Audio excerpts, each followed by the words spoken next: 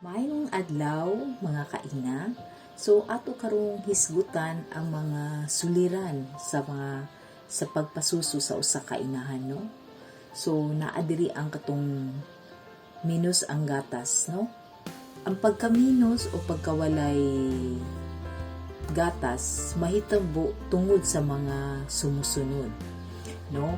Balisa ang inahan, naay mga kaguol, kabalaka, mawad-an og pagsalig sa kaugalingon, kulang sa pag-alalay sa bana or sa mga kauban sa banay, no. Then ubos ang pagtan-aw sa pagpasuso o kulang sa pagtuo sa ang pag-value sa pagpasuso, no. Then sayop ang mga paagi sa pagpasuso. So pagka malnutrition, no? Usa pod ni kahinungdan na usa ka na inahan na kulang siya sa iyahang nutrition sa pagkaon, no? O kulang pod og tubig, minus siya sa tubig, kinahanglan sa atong lawas, no? Kulang sa pagpahulay, sa pag-exercise, pasiguro nga manigurado ta na mugawas gyud ang gatas sa inahan, kinahanglan ni ang mga sumusunod, no? Di ba kanang mga naka sa sa hospital or sa atong mga private midwife clinics, di ba, gina-counseling man mo ana sa atong mga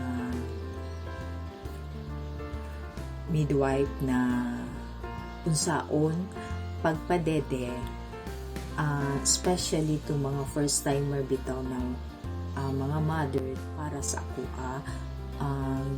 gina-assist din ako ang mother, no, kung unsaon ang proper way na sa pagpadede sa iyahang baby. Ay manggud inani na siya mag-ana ang mama na mamwa may gatas mo gawas anak, pero nausahay magulay siya sa posisyon ninyo ang baby, no?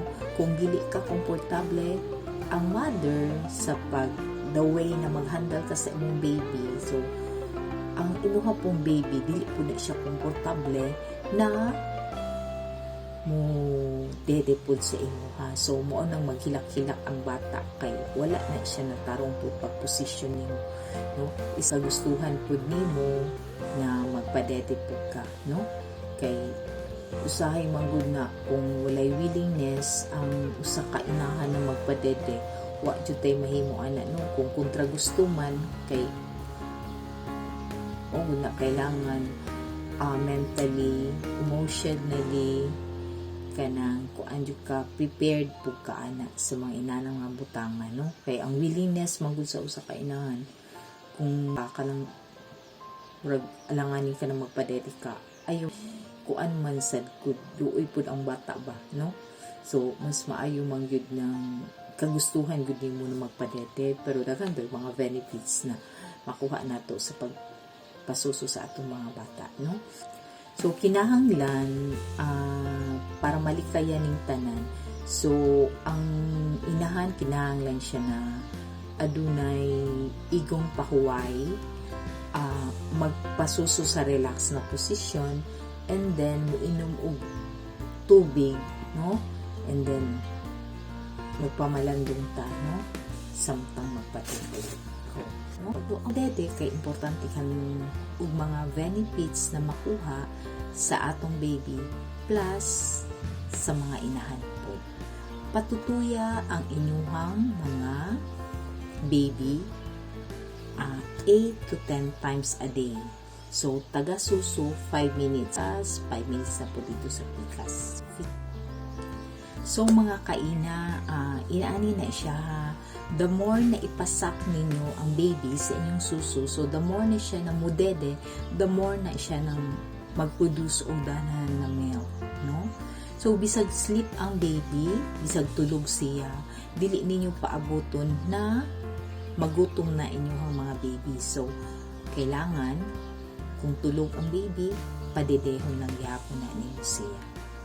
So inana lang ang mga basic lang na wala ta kabalo na ang abi manggod nato gud no pag matulog ang baby okay ra na siya no. So dili na siya inana, dapat imuhag yun na siyang padedehon kay kung ipaduol na nimo sa imuhang suso musak yun na ang baby ni ana no. So the more na musak, the more na magproduce og milk ngadto sa ato ang mga suso no. So inaana lang usa sa mga pamaagi no na atong mapaambit sa inyuha para makakat-on mo na inaana. So the more na mamuinom mo ka ng water plus mahigop mo ka ng mga sabaw ana. So makahelp na siya aron mudaghan ang gatas nga nasa. Naana na sa ato ang kaugalingon na magpadede siya, no? So karon ang magpadede gani maabot ng good na siya until 2 years na pwede pa magpadede ang usa ka inahan sa iyang mga babies. Mga kaina, pag gikan ninyo pagpanganak, dede man dayon ng ang mga babies sa inyong mga suso. First milk na ma-secretes diha. Ang colostrum kay siya ang first na tulog sa milk, no? Kaya na siya antibodies para maprotektahan ang mga bagong panganak. Kung aduna pa mo yung mga problema sa pagpasuso sa inyong mga baby, pakonsulta lang mo sa atong mga OB doctors, sa atong mga private midwife clinics, or sa atong mga health centers aron makabalo mo sa mga dugang pa nga sulbad sa inyuhang mga problema bahin sa pagpasuso. So kana lang mga kaina, kung kisa pa man tong mga wala pa nakasubscribe or ganahan sa mga atong mga topic nganhi, please subscribe Zed Midwife. Daghang salamat, maayong adlaw, aming tanan.